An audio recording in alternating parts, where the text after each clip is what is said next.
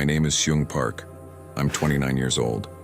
And what I'm about to tell you here isn't a tale of courage, but of dependence. The absolute dependence on a God who moved the invisible when everything around me said I wouldn't see the next dawn. I grew up in Chongjin, far from the capital's lights, among factories that smoked metal and speeches that demanded devotion like demanding air from lungs. At home, my mother worked in a state cafeteria, and my father repaired electrical equipment at an industrial complex. The table was simple, conversation was measured, and the leader's portrait, always polished, occupied the wall as if watching even our whispers. I followed the expected route: technical studies, participation in youth brigades, civic military training, the routine of marching on the outside and silencing on the inside. Until, one cutting autumn, my older aunt, a woman with worn hands and restrained laughter, called me near the charcoal stove, like someone protecting a smaller flame inside another flame. "There's a name that doesn't appear on posters," she whispered, eyes navigating the door, the window, the ceiling.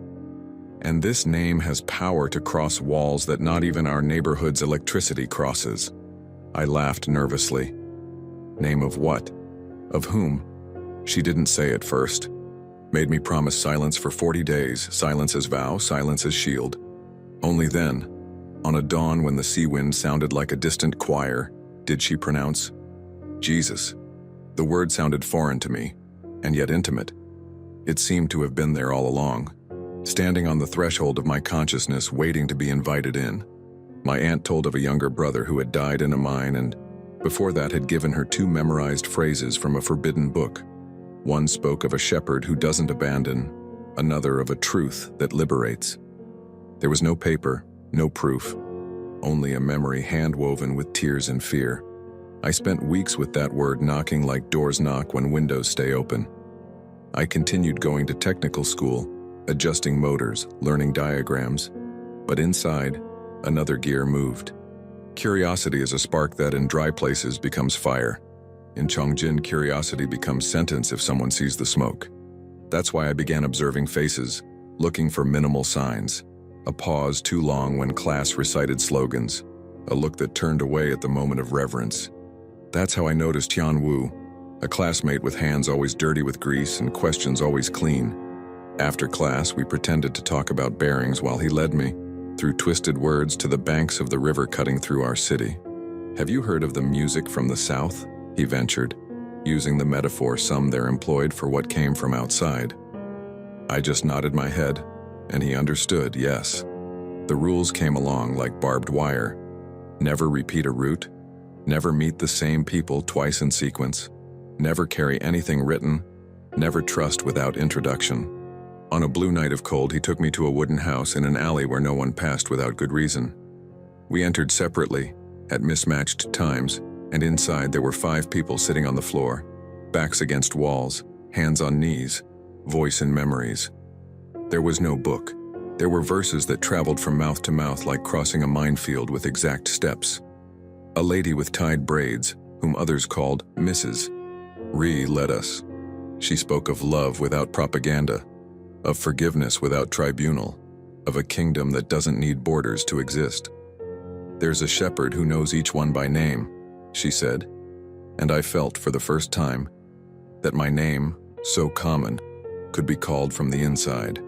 I returned home with heart ignited and face extinguished, because there one must have 2 faces, the one the regime sees and the one God sees. In the following months, we alternated meetings and distances, always watched by fear, always sustained by a peace that made no noise. One day, Ian brought something so small it fit in his palm, and so dangerous it didn't fit in the country. It wasn't a whole Bible, but very thin sheets, tiny like insect wings, with gospel excerpts hand-copied from different originals, so no letter would give away a life. "Keep this for 2 days, he said, "then burn it and return ashes." I read hidden behind a door that doesn't close properly, by the uncertain light of a candle crying on both sides. Each sentence seemed to aim at a lock inside me. With each page, a click. There I understood faith isn't shouting victory, it's whispering trust. And trusting in Chongjin is a verb that costs dearly. You pay with sleep, with hunger, with the risk of seeing the street for the last time. Even so, I continued. I learned passages, memorized verse rhythms like memorizing an escape route, practiced praying without moving my lips, the tiny prayer the great God hears. Meanwhile, my public life was as always. I smiled in meetings, raised my hand when volunteers were requested, fixed generator failures, called the supervisor by his full title. Duplicity hurts inside, but it was in it my spine learned to stay straight.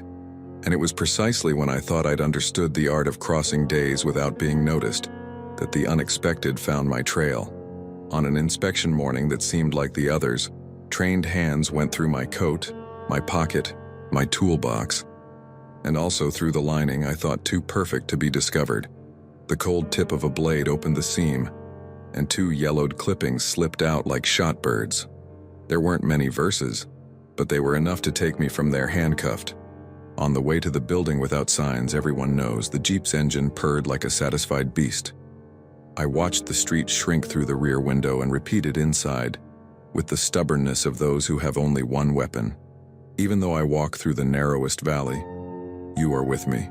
The door that closed behind me had 2 locks, irons, and the sentence I hadn't yet heard, but which already breathed in the corridor. And without warning began the longest night of my life, of questions without period, light without shadow, fear without sound. The night when I would discover God's silence is never absence, it's preparation. The sentence spoken in the dark, and the light no one expected.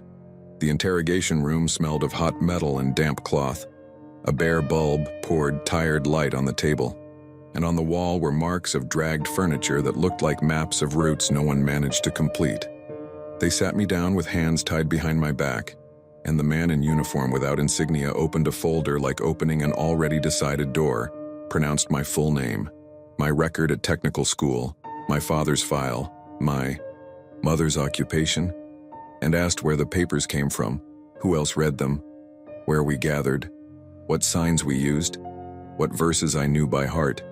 With each question, he tapped his pen on the table as if trying to extract from the wood the answer my mouth didn't give, and when I remained silent longer than permitted, came calculated pauses, soft threats every leader knows.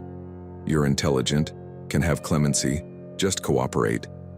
Followed by the impatient face wanting fear's shortcut. They changed. Interrogators 4 times on the same windowless day.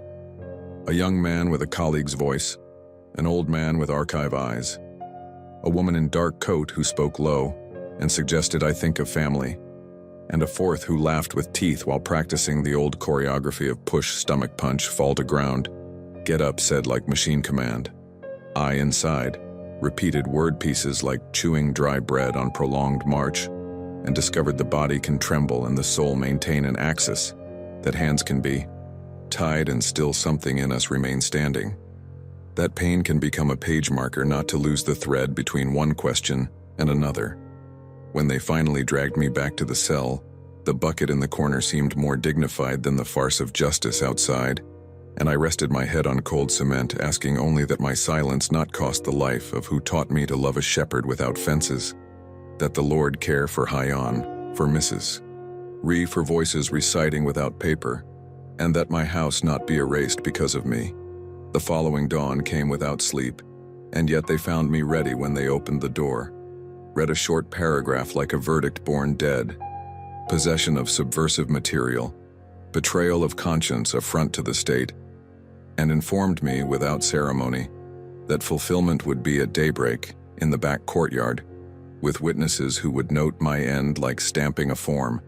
I walked through corridors where wall paint seemed to have given up long ago, and when cold air bit my face, I noticed the iron-colored sky the north knows well, the concrete rectangle with bullet scars, the measured distance between wall and line where rifles and firing squad apprentices align, the officer's figure with steps trying to imitate conviction, the secretary's pen ready to turn into official memory of nothing. They placed me with back to wall, adjusted the blindfold, readjusted, adjusted again, as if theater's precision guaranteed the play's truth. And I thought of my aunt with worn hands, the crackling stove, the word Jesus crossing air like a bird returning to nest, the time I read "Fear not," and it kept hammering entire days until becoming rail. The commander announced formalities, asked if I had last words, and I asked to speak without shouting, saying I forgave, that ignorance is also prison, that I wasn't born braver than anyone, just more dependent on the hand not seen, and if any of them won. They heard, even unwillingly, a whisper of mercy not to cover their ears.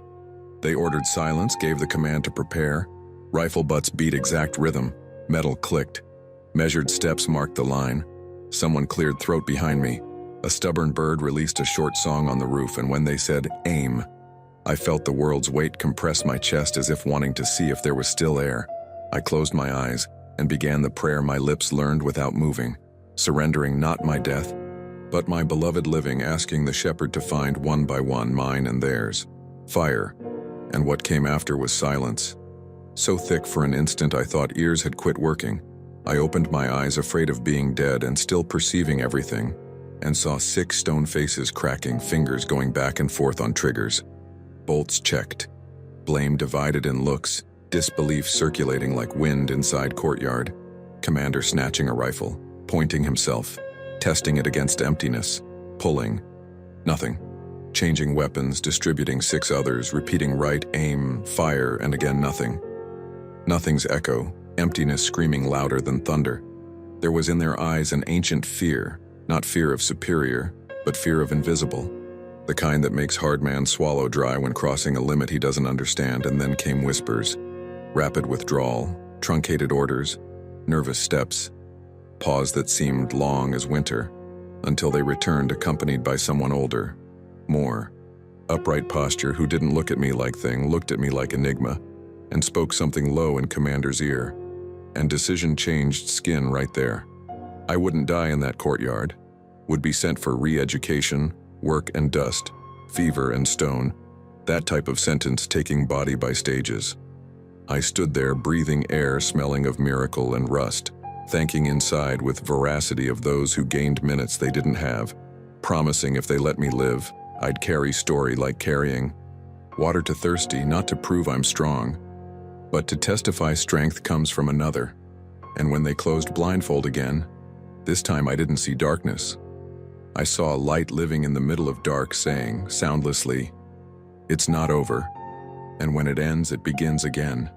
If this account reached you with this same breath of new life, I want to ask 2 things simply and directly. First, subscribe now to the channel to walk with me through the next chapters. Each click of yours becomes a step on this trail of real faith. Second, write in comments a 1-line prayer for persecuted people in the world, something you'd say in the ear of someone almost giving up. Choose your own words, no ready formula, like lighting a candle and passing it to another traveler's hand. The field where pain tries to silence, but faith learns to sing.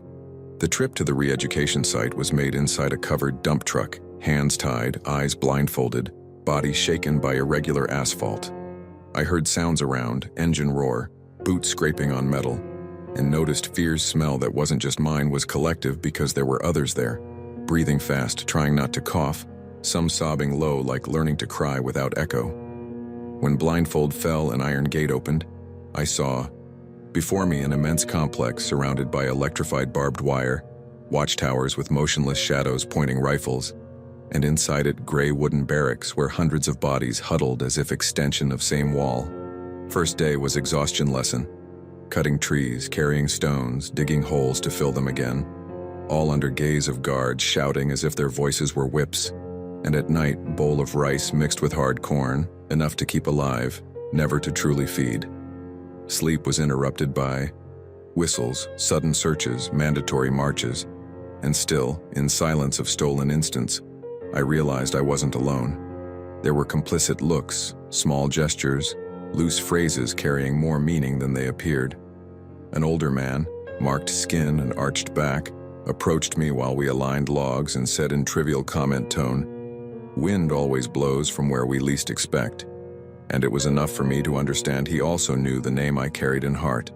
That night, in frozen barracks, when all pretended to sleep, he murmured verses I recognized, excerpts that could only come from scripture, and I responded with another, and thus was born communion of whispers that, though minuscule, seemed to set darkness ablaze. In following days, I discovered more. A young woman who had lost parents accused of reading pamphlets, an ex-soldier punished for impure ideas, a seamstress who hid prayers in embroidery, all there, surviving among stones and keeping inside chest hope dogs and rifles. Couldn't sniff out. Together, we invented codes, coughs in sequence, discreet shoulder touches, double-meaning words, and each brief encounter was clandestine liturgy, each verse memory entire sermon. Suffering was continuous, and with it came diseases, wounds not healing, fevers consuming too fast. But with each loss, each body taken without return, there was silent pact. We wouldn't waste even pain, because even it would be testimony something greater exists. Amid this, I began coughing blood, result of mind dust and constant cold, and understood my body was coming undone faster than it should. But I didn't feel despair, felt new urgency. If I'd received second chance in that courtyard, I needed to spend every breath telling rifles failed, that God who silences weapons also warms souls. It was in this tension between death and miracle I met Quan, broad-shouldered man with distrustful look who approached me after day, in woodcutting. He didn't speak name immediately, but described routes, mentioned saws, spoke of guard patterns, and slowly revealed he'd served at border before, knew holes in fence, had seen people escape, and then, in whisper, admitted, if we survive, it won't be just escape, it'll be providence.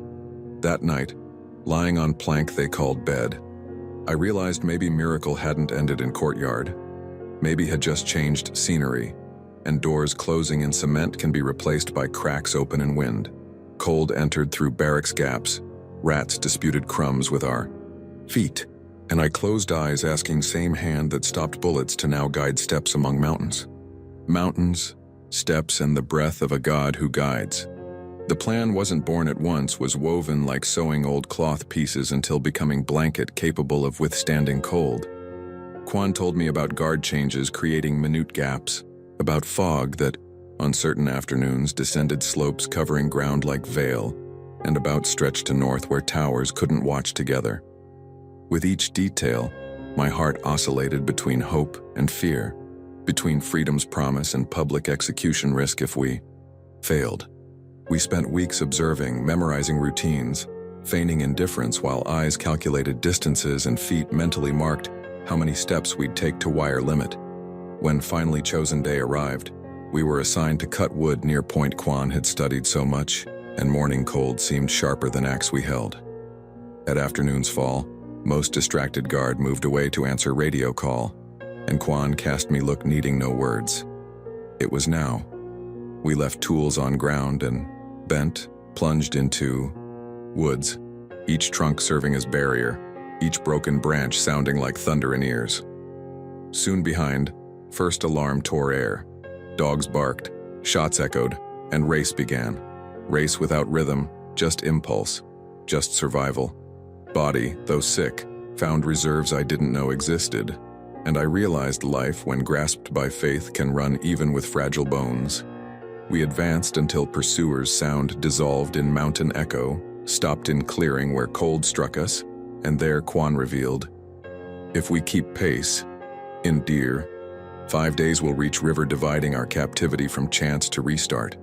Without food, without map, only with his memory and trust, I placed an invisible shepherd, we followed. First day was endured with bitter roots and stream water. Second brought fog that hit us but also soaked us to bones. And third seemed to be end, until we found rabbit caught in old trap. What for others would be chance, for us was providential banquet.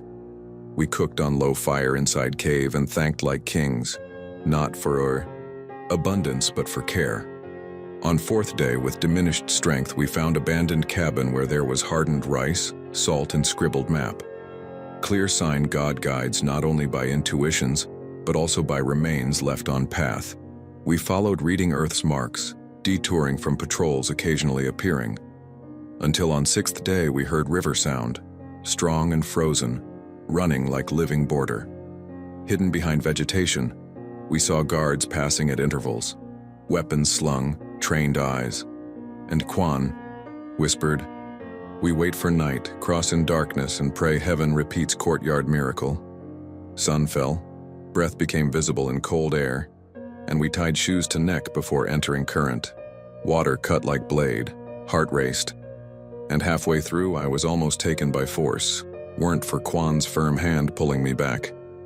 On other side, we fell exhausted, drenched but alive, and repeated, almost voiceless, "Thank you, Lord." We walked hours in dark night until finding abandoned barn in Chinese village where we hid, trembling but convinced hand that silenced rifles now guided steps.